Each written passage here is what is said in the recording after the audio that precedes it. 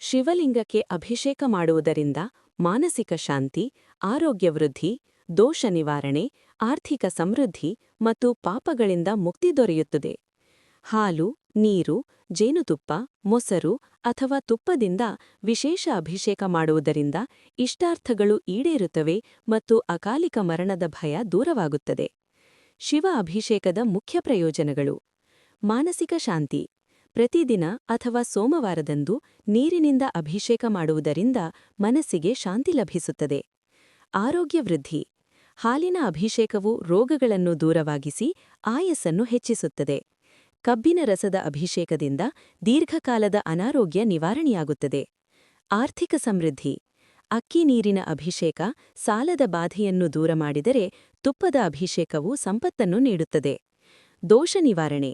ನವಗ್ರಹ ದೋಷಗಳು ಮತ್ತು ಅಡೆತಡೆಗಳು, ವಿಶೇಷವಾಗಿ ಶ್ರಾವಣ ಮಾಸದಲ್ಲಿ ವೈಶಾಖ, ದೂರಾಗುತ್ತವೆ. ವೈವಾಹಿಕ ಜೀವನ.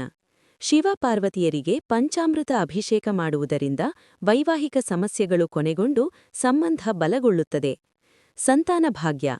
ಹಸುವಿನ ಹಾಲಿನಿಂದ ಅಭಿಷೇಕ ಮಾಡುವುದರಿಂದ ಸಂತಾನ ಭಾಗ್ಯ ಲಭಿಸುತ್ತದೆ. ಮೋಕ್ಷ ಪ್ರಾಪ್ತಿ. ತುಪ್ಪದ ಅಭಿಷೇಕವು ಭಕ್ತರಿಗೆ ದೈವಿಕ ಅನುಗ್ರಹವನ್ನು ಕರುಣಿಸುತ್ತದೆ. ವಿವಿಧ ವಸ್ತುಗಳಿಂದ ಅಭಿಷೇಕದ ಪ್ರಯೋಜನಗಳು: ಹಾಲು, ರೋಗಗಳ ನಿವಾರಣೆ, ಆರೋಗ್ಯ. ನೀರು ಅಥವಾ ಗಂಗಾಜಲ, ಶಾಂತಿ.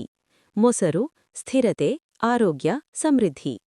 ತುಪ್ಪ, ಸಾಲಮುಕ್ತಿ, ಸಂಪತ್ತು. ಜೇನುತುಪ್ಪ, ಪಾಪ ವಿಮೋಚನೆ. ಚಂದನ ಅಥವಾ ಶ್ರೀಗಂಧ, ಲಕ್ಷ್ಮೀಕೃಪೆ. ಬೆಲ್ಲದ ನೀರು, ದೀರ್ಘಕಾಲದ ರೋಗಗಳಿಂದ ಮುಕ್ತಿ. ವಿಶೇಷ ದಿನಗಳು: ಸೋಮವಾರ ಮತ್ತು ಮಹಾಶಿವರಾತ್ರಿಯಂದು ಶಿವನಿಗೆ ಅಭಿಷೇಕ ಮಾಡುವುದು ಅತ್ಯಂತ ವಿಶೇಷವೆಂದು ಪರಿಗಣಿಸಲಾಗಿದೆ.